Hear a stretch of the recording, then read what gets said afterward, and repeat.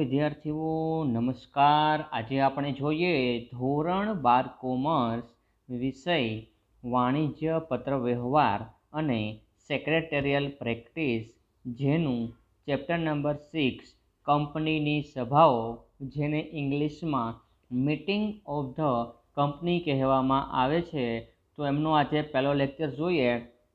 તો શરૂઆત કરીએ વિદ્યાર્થી મિત્રો। તો આપણે બીજા ભાગની અંદર એસપીની અંદર સેક્રેટરીયલ પ્રેક્ટિસમાં આપણે ટોટલ 5 ચેપ્ટર કમ્પ્લીટ કર્યા, જેમાંનું પહેલું ચેપ્ટર હતું શેર બહાર પાડવા।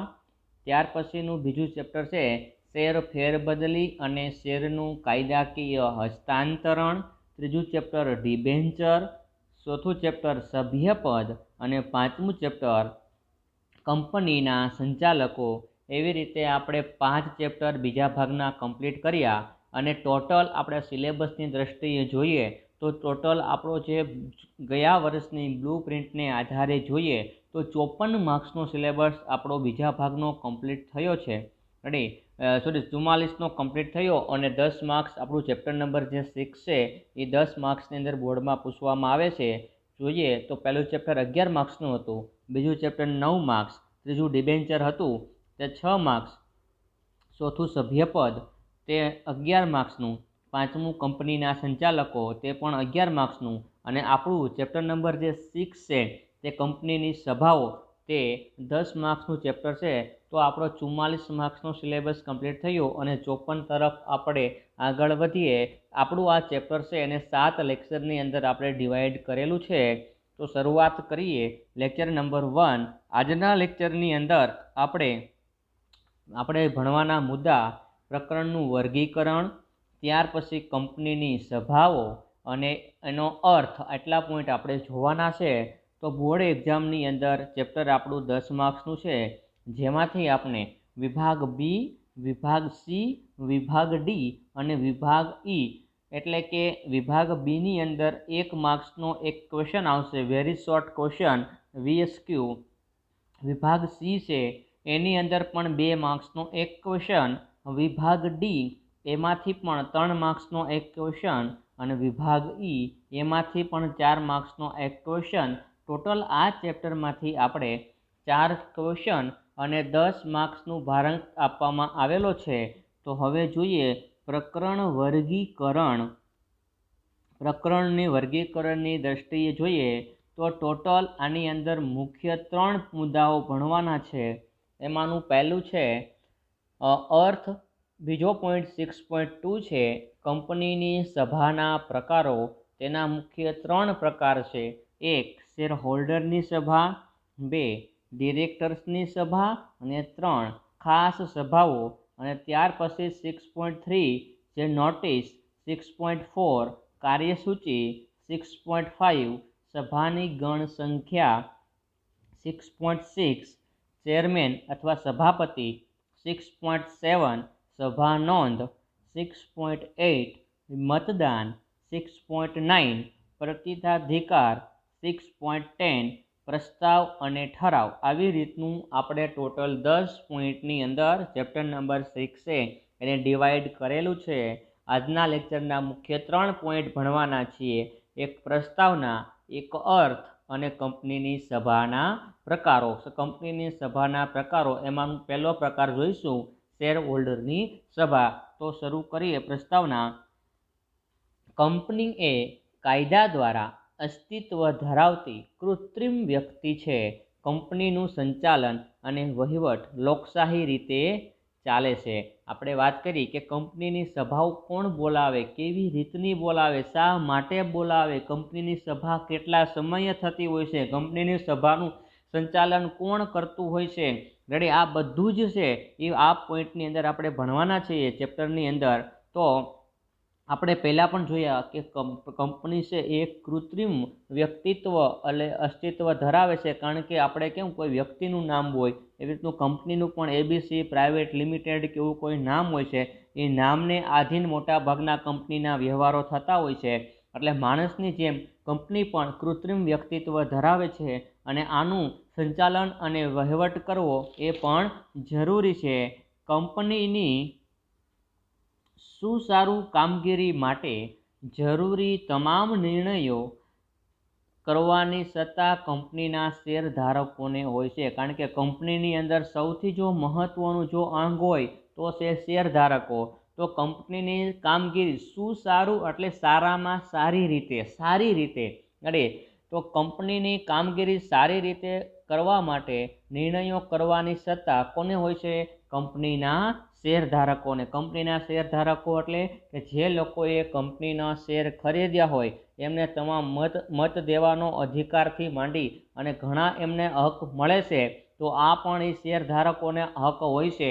ત્યાર પછી ત્રીજો પોઈન્ટ, કંપનીના તમામ સભ્યો રોજબરોજની કામગીરી માટે હાજર રહી શકતા નથી, તેથી તેઓ કંપનીનું સંચાલન કરવા માટે ડિરેક્ટર્સ બહુમતીથી ચૂંટીને નિયુક્તિ કરે છે. શું કીધું કે ભાઈ કંપનીનું સંચાલન કરવા ટ્રસ્ટી છે એ બધી જગ્યાએ પહોંચી શકતા નથી, કારણ કે કંપની છે એ મલ્ટીનેશનલ પણ હોઈ શકે, મલ્ટી લેવલ ઉપર કાર્ય કરતી હોય છે. એક રાજ્યમાંથી બીજા રાજ્યની અંદર હોય તો જે રોકાણકર્તા છે, જે ટ્રસ્ટી છે એ દરેક જગ્યાએ તેને પહોંચી શકે નહીં, રોજબરોજના કામકાજ ઉપર ધ્યાન રાખી ન શકે. એટલા માટે તેનું સંચાલન કરવા માટે ડિરેક્ટર્સ બહુમતીથી ચૂંટીને નિયુક્તિ કરવામાં આવે છે કંપનીનું સંચાલન કરવા માટે. અને આ બધા ડિરેક્ટરો જે ચૂંટી કાઢેલા હોય અને એનું મંડળ જે હોય એને સંચાલક મંડળ તરીકે ઓળખવામાં આવે છે. નવી સ્થપાયેલી કંપની શરૂ કર્યા પછી પ્રથમ સામાન્ય સભા બોલાવવી અનિવાર્ય છે. કે કોઈ કંપની નવી શરૂ થાય છે તો એ કંપનીએ ફરજિયાત પ્રથમ સામાન્ય સભા બોલાવવી જ પડે. કંપનીના કાયદા માન્ય રૂલ્સ છે કે કોઈ પણ નવી કંપની શરૂ કરે એટલે તેમણે પ્રથમ સામાન્ય સભા બોલાવવી પડે. જો કંપનીએ ડિબેન્ચર બહાર પાડ્યા હોય તો તેમના હિતોના રક્ષણ માટે ડિબેન્ચર ધારકોની પણ સભા બોલાવવી પડે છે. ઘણીવાર કંપની છે ડિબેન્ચર બહાર પાડે એટલે આપણે ત્રીજા ચેપ્ટરની અંદર સમજી ગયા કે કંપનીને મૂડીની જરૂર હોય અને માર્કેટમાંથી જે લોકો ડિબેન્ચર ધારકો છે એની પાસેથી પૈસા લે છે અને અમુક ટકા નિશ્ચિત મુદત અને નિશ્ચિત વ્યાજના દરે લે છે, તો આને ડિબેન્ચર કહેવામાં આવે છે. તો આ ડિબેન્ચર ધારકોએ ધારો કે કંપનીમાં પૈસા આપેલા હોય તો ડિબેન્ચર ધારકોની પણ કંપનીએ સભા બોલાવવી પડે છે. એવો પણ નિયમ કે છે કંપની ધારાનો 2013નો. કંપની વિસર્જન સમયે પણ જરૂરી સભાઓ બોલાવવી પડે છે અને ચર્ચા વિચારણાને કરી આખરી નિર્ણય કરવા પડે. ધારો કે કંપની છે એને બંધ કરવાની હોય, વિસર્જન કરવાનું હોય ત્યારે પણ સભા બોલાવવી પડે. કંપની શરૂ કરવામાં આવે ત્યારે પણ સભા બોલાવવામાં આવે છે, કારણ કે સભા નિર્ણય જ્યારે કંપની વિસર્જન કરવામાં આવે છે ત્યારે એન્ડિંગના જે કંપની બંધ કરવાના જે નિર્ણયો હોય છે એ સભા દ્વારા જ નક્કી કરવામાં આવતા હોય છે. એટલા માટે વિસર્જન સમયે પણ સભા બોલાવવી પડે છે.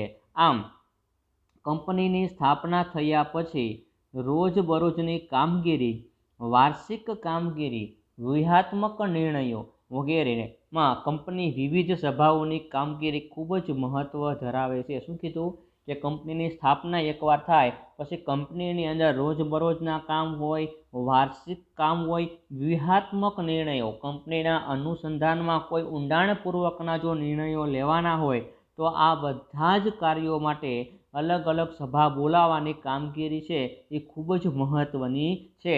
તો આપણે જે 6 થી 7 પોઈન્ટ જોયા તે પ્રસ્તાવનાની અંદર આપણે ચર્ચા કરી કે કંપની એક કૃત્રિમ વ્યક્તિત્વ ધરાવે છે, તેની કામગીરી માટે ડિરેક્ટરને નીમવામાં આવે છે. કંપનીની અંદર સૌથી મહત્ત્વનું જો અંગ હોય તો શેરધારકો હોય છે. શેરધારકો છે એ ડિરેક્ટરને ચૂંટી કાઢે છે.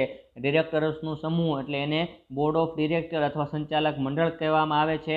આ લોકોનું કામ શું કે રોજબરોજના નિર્ણય કરવા અને કાર્ય કરવાનું, કારણ કે કંપનીના જે સંચાલકો છે એ મોટા ભાગની મોટી જગ્યા ઉપર કંપની હોય, એકથી વધારે જગ્યા ઉપર કંપની ધરાવતા હોય તો ત્યાં દરેક જગ્યાએ રોજબરોજના વહીવટ કરવા માટે પહોંચી નથી શકાતું. એટલા માટે તેમાં સંચાલક મંડળની નિમણૂક કરવામાં આવે છે. કંપની શરૂ થાય એટલે પ્રથમ સામાન્ય સભા બોલાવવી પડે. ધારો કે કંપની વિસર્જન કરવાની હોય તો પણ સભા બોલાવવી પડે છે. આટલા પોઈન્ટ આપણે પ્રસ્તાવનાની અંદર ચર્ચા કરી.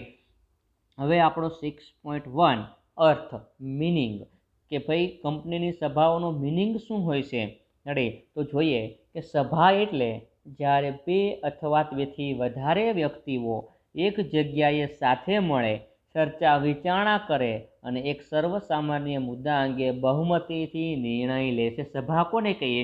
તો 1 ને 2 વ્યક્તિ નહીં, પણ 2 કરતાં વધારે વ્યક્તિ કોઈ પણ જગ્યા ઉપર કોઈ પણ બાબતની અંદર કોઈ ચર્ચા વિચારણા કરવાની હોય અને કોઈ નિર્ણય લેવાનો હોય, કોઈ ચોક્કસ મુદ્દા ઉપર નિર્ણય લેવાનો હોય અથવા વધારે પડતા લોકો હોય ને એના બધાનો મત લેવાનો હોય અને જેનો વધારે મત જે તરફ આવે છે એટલે એ મુદ્દો ચોક્કસ નિશ્ચિત થઈ ગયો, તો આને કહેવામાં આવે છે સભા, કે જે બહુમતીથી પણ ઘણા એવા નિર્ણય લેવાના હોય છે, તો આને સભા તરીકે ઓળખવામાં આવે છે. ત્યાર પછી કંપનીના સભ્યોની વૈધિક અને અવૈધિક સભા બોલાવીને તેમાં જુદા જુદા પ્રશ્નોની ચર્ચા વિચારણા કરી નિર્ણયો લેવામાં આવે છે. કંપનીની અંદર 2 પ્રકારની સભા થતી હોય છે, વૈધિક અને અવૈધિક. એટલે ખાસ કરીને ઘણીવાર મૌખિક રીતે સભા લેવી પડતી હોય છે અને ઘણીવાર લોકોને ભેગા કરીને સભા લેવી પડતી હોય છે. તો ખાસ કરીને વૈધિક સભા છે ને એની અંદર ખાસ કરીને ચોક્કસ તારીખ હોય, સમય નક્કી કરવાનું હોય, આ બધી જ વસ્તુ હોય છે. આપણો નેક્સ્ટ પોઈન્ટ અંદર જ આવે છે કે વૈધિક સભા ચોક્કસ તારીખે, ચોક્કસ મુદ્દાઓ, ચોક્કસ સમયે, ચોક્કસ સ્થળે, ચોક્કસ મુદ્દાઓ એજન્ડા પર ચર્ચા વિચારણા કરીને નિર્ણય લે તેવું કાર્ય. આપને એવું પૂછે કે કંપનીની સભાઓ છે એ કઈ રીતે થાય, તો મુખ્ય 2 રીતે, એક વૈધિક રીતે અને બીજું છે અવૈધિક રીતે. ત્યાર પછીનો ક્વેશ્ચન કે ભાઈ વૈધિક સભા માટેના એજન્ડા શું હોય, તો કે ચોક્કસ તારીખ, ચોક્કસ સમય, ચોક્કસ સ્થળ, ચોક્કસ મુદ્દા અને ચોક્કસ એજન્ડા ઉપર છે ચર્ચા વિચારણા કરવાના, નિર્ણય લેવાનું હોય, એ વૈધિક સભા કહેવામાં આવે છે.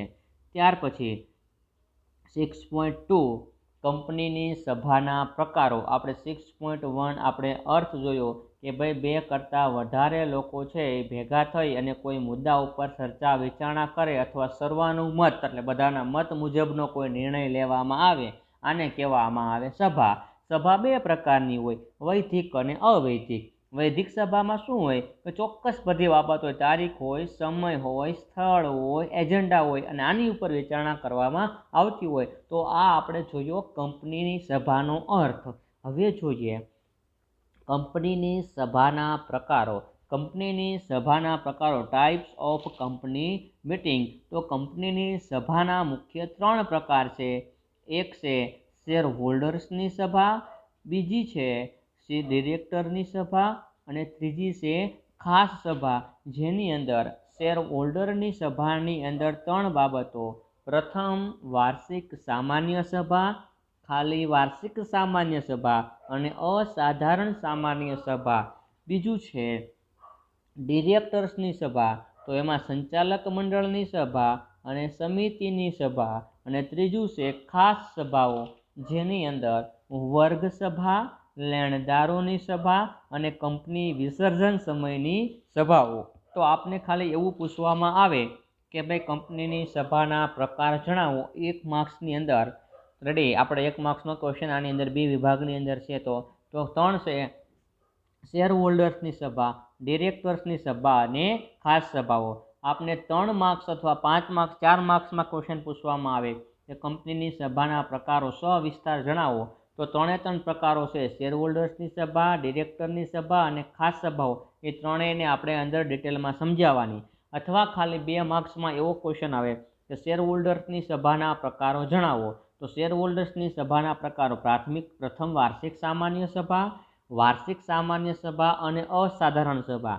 ખાલી આપણે 1 માર્ક્સની અંદર એવો ક્વેશ્ચન આવે કે ડિરેક્ટર્સની સભા, તો ડિરેક્ટરની સભા 2 છે, સંચાલક મંડળની સભા અને સમિતિની સભા. આપણે બીજો પણ કોઈ ક્વેશ્ચન આવે કે ભાઈ ખાસ સભાઓ કઈ પ્રકારની હોય છે, તો કે વર્ગ સભા, લેણદારોની સભા અને કંપની વિસર્જન સમયની સભા.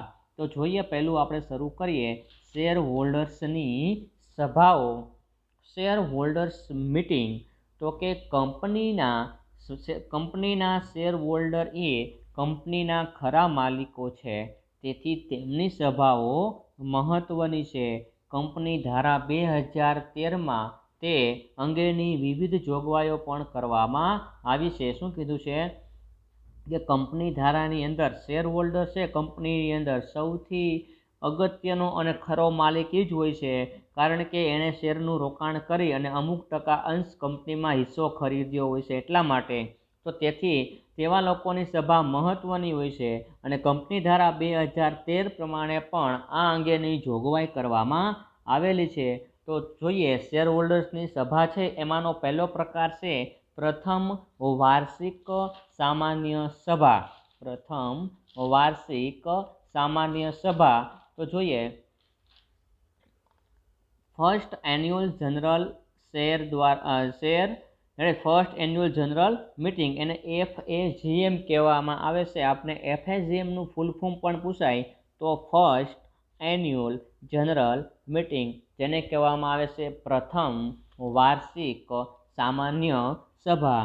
તો જોઈએ શેર દ્વારા મર્યાદિત જાહેર કંપનીએ ધંધાનું નોંધણીનું પ્રમાણપત્ર મળ્યા પછી આ સભા બોલાવવી પડે છે. શું કીધું? જે કંપનીની શેરની સંખ્યા મર્યાદિત હોય આવી કંપની છે રેડી શરૂ કરી અને પછી ધંધાનું તેને સર્ટિફિકેટ મળે ત્યાર પછી જ આ સભા બોલાવવી પડે છે. ત્યાર પછી કંપનીએ આ પ્રથમ નાણાકીય વર્ષના અંતથી 9 માસના સમયગાળા દરમિયાન યોજવી જોઈએ. શું કીધું કે ભાઈ કંપની શરૂ થાય કે પહેલું નાણાકીય વર્ષ પૂરું થવાનું હોય એના 9 માસ પહેલાં, એટલે એવું કહેશે 9 માસના સમયગાળા દરમિયાન કે પહેલાં 9 મહિના કંપની શરૂ થઈ કંપનીની અંદર જ્યારે કંપનીને નોંધણીનું પ્રમાણપત્ર મળે ત્યારથી 9 મહિના સુધીમાં કંપની ધારા 2013 પ્રમાણે ફરજિયાત પ્રથમ સભા યોજવી પડે છે. ત્યાર પછી પ્રથમ સભા ન યોજવા બદલ જવાબદાર અધિકારી શિક્ષાપાત્ર બને છે. જો પ્રથમ સભા સમય અનુસાર પહેલાં 9 મહિનાની અંદર યોજવામાં નહીં આવે તો જે તે વ્યક્તિ જવાબદાર છે તે વ્યક્તિ છે એ શિક્ષાને પાત્ર બને છે, જે તે અધિકારી છે તે. તો આપણે શેર હોલ્ડર્સની સભાનો પ્રથમ પ્રકાર જોયો. પ્રથમ વાર્ષિક સામાન્ય સભા પૂરી કરી એમની અંદર 3 પોઈન્ટ જોયા. પહેલું કે શેર મૂડીથી મર્યાદિત કંપની હોય એને ફરજિયાત સભા યોજવાની. બીજો પોઈન્ટ 1 વર્ષ પહેલાંના જે 9 મહિના હોય એમાં સભા યોજવાની, અને જો સભા યોજવામાં નહીં આવે તો જે તે જવાબદાર વ્યક્તિ છે એ શિક્ષા અને દંડને પાત્ર બને છે. ત્યાર પછીનું બીજો આપણો જે શેર હોલ્ડર્સની સભાનો પ્રકાર છે વાર્ષિક સામાન્ય સભા, એન્યુઅલ જનરલ મિટિંગ, જેને AGM એટલે એન્યુઅલ જનરલ મિટિંગ અને FAGM એટલે શું? First annual general meeting. ખાલી AGM એમને રહેશે, ખાલી F એટલે ફર્સ્ટ. તો જોઈએ વાર્ષિક સામાન્ય સભા કંપની ધારા અનુસાર જાહેર કે ખાનગી કંપનીએ દર વર્ષે વાર્ષિક સામાન્ય સભા યોજવી ફરજિયાત છે. કારણ કે કંપની ધારા અનુસાર એવું કહેવામાં આવે છે કે દરેક કંપનીએ દર વર્ષે વાર્ષિક સામાન્ય સભા યોજવી જોઈએ. ત્યાર પછીનો પોઈન્ટ, કંપનીએ વર્ષમાં એક વખત આ સભા બોલાવવી પડે છે. 2 વાર્ષિક સામાન્ય સભાઓ વચ્ચે 15 માસથી વધુ સમયગાળો ના હોવી જોઈએ. શું કીધું કે કંપનીએ વર્ષમાં ઓછામાં ઓછી એક વખત તો વાર્ષિક સામાન્ય સભા બોલાવવી જોઈએ અને 2 વાર્ષિક સામાન્ય સભા વચ્ચે 15 મહિના જવા જોઈએ નહીં. ધારો કે એક સભા અત્યારે ચાલુ કરી, ધારો કે ડિસેમ્બરની અંદર, તો આવતા વર્ષનું માર્ચ મહિનો ડિસેમ્બર પતે અથવા બીજા 3 મહિના કે 2022ના માર્ચ મહિના છે એની પહેલાં એને એક સભા યોજવી જોઈએ. ટૂંકમાં 15 મહિના પહેલાં એક સભા યોજવી જોઈએ. 15 મહિનાનો સમયગાળો જવો જોઈએ નહીં. સભા ધંધાની કામગીરીના ચાલુ સમય દરમિયાન કંપનીની રજિસ્ટર ઓફિસ યોજવી જોઈએ. સભા ક્યાં યોજવી જોઈએ? કે કંપની જે જગ્યાએ ચાલુ હોય, કંપનીની કામગીરી જે જગ્યાએ ચાલુ હોય ત્યાં કંપનીની રજિસ્ટર ઓફિસ થયેલી જે હોય ત્યાં સભા યોજવી જોઈએ. આપને એવો ક્વેશ્ચન આવે કે 2 વાર્ષિક સામાન્ય સભાનો સમયગાળો વધુમાં વધુ કેટલો હોય છે? તો વાર્ષિક સામાન્ય સભાનો વધુમાં વધુ સમયગાળો છે એ 15 માસનો હોય છે. બીજો ક્વેશ્ચન, કંપનીની વાર્ષિક સામાન્ય સભા ક્યાં યોજવી જોઈએ? તો કે જે જગ્યાએ કંપનીની કામગીરી ચાલુ હોય અને કંપની જ્યાં રજીસ્ટર થયેલી હોય ત્યાં એની સભા યોજવી જોઈએ. ત્યાર પછી વાર્ષિક સાધારણ સભામાં નીચે દર્શાવેલ બાબતો રજૂ કરી નિર્ણયો લેવામાં આવે છે. જે 5 જેટલી બાબતો છે વાર્ષિક સાધારણ સભાની અંદર, એ 5 બાબતોને ધ્યાનમાં રાખી અને પછી જ દરેક નિર્ણય લેવામાં આવે છે. આપણે એવો પણ ક્વેશ્ચન પૂછાય કે વાર્ષિક સાધારણ સભામાં કઈ કઈ બાબતોનો નિર્ણય ધ્યાનમાં લેવામાં આવે છે, 2 માર્ક્સમાં આવે તો આ 5 બાબતો છે. એમાંનું પહેલું છે વાર્ષિક હિસાબોની રજૂઆત, ડિરેક્ટર્સ રિપોર્ટ રજૂ કરવા, ઓડિટર્સ રિપોર્ટ રજૂ કરવા. હવે શું કીધું છે કે વાર્ષિક સાધારણ સભા છે એમાં કઈ કઈ બાબતોનો નિર્ણય લેવામાં આવે છે? તો એમાં છે ને વાર્ષિક હિસાબો દર્શાવવાના હોય દર વર્ષના, આખા વર્ષના, ડિરેક્ટરના રિપોર્ટ રજૂ કરવામાં આવે છે, ઓડિટરના રિપોર્ટ રજૂ કરવા. કારણ કે આ બધા જ રિપોર્ટ રજૂ કરશે તો જ ખબર પડશે કંપનીની કામગીરી વિશે, કંપનીનો નફા વિશે, કંપનીનું નુકસાન હશે તો નુકસાન વિશે, કંપનીનો વિકાસ થયો છે કે નથી થયો. કારણ કે તમામ પ્રકારના રિપોર્ટિંગ એની અંદર કરવામાં આવતા હોય છે. સેકન્ડ, ડિવિડન્ડ જાહેરાત કરવી. કારણ કે કંપની ડિવિડન્ડ એટલે શું? ડિવિડન્ડ એટલે શેર ઉપર મળતું વ્યાજ. તો જો કંપનીએ વધારે પડતો નફો કરેલો હોય તો વાર્ષિક સામાન્ય સભામાં નિર્ણય લેવામાં આવે કે આપણા શેરધારકોને 5% લેખે અથવા 10% લેખે અથવા 2% લેખે ડિવિડન્ડ આપવામાં આવે છે. એટલે કે જે વ્યક્તિએ ધારો કે 1000 રૂપિયાનું રોકાણ કર્યું હોય તો 5% લેખે અને 5 રૂપિયા 5% લેખે અને 50 રૂપિયા વ્યાજ આપવાનું હોય છે. ડિવિડન્ડ એટલે એક પ્રકારનું શેર ઉપર મળતું વ્યાજ. તો એ પણ વાર્ષિક સામાન્ય સભાની અંદર વાત કરવામાં આવે છે. ત્રીજું, નિવૃત્ત થતા ડિરેક્ટર્સની જગ્યાએ નવા ડિરેક્ટર્સની નિમણૂક કરવી. કંપનીની અંદર કોઈ ડિરેક્ટરની નિમણૂક કરવા શું કે નિવૃત્ત થવાનું હોય વાર્ષિક સામાન્ય સભામાં, તો ત્યાં એને રજૂ કરવામાં આવે છે કે આ વ્યક્તિ છે એનો સમયગાળો પૂરો થયો છે અને તે નિવૃત્તિ પામે છે, તો નવા કોઈ ડિરેક્ટરની નિમણૂક કરવી હોય તો તેનો પણ નિર્ણય છે. કારણ કે આખું બોર્ડ ઓફ સંચાલક છે, બોર્ડ ઓફ ડિરેક્ટર છે, સંચાલક મંડળ છે ત્યાં હોય છે, એટલે એના આધારે છે એની નિમણૂક કરવામાં આવતી હોય છે.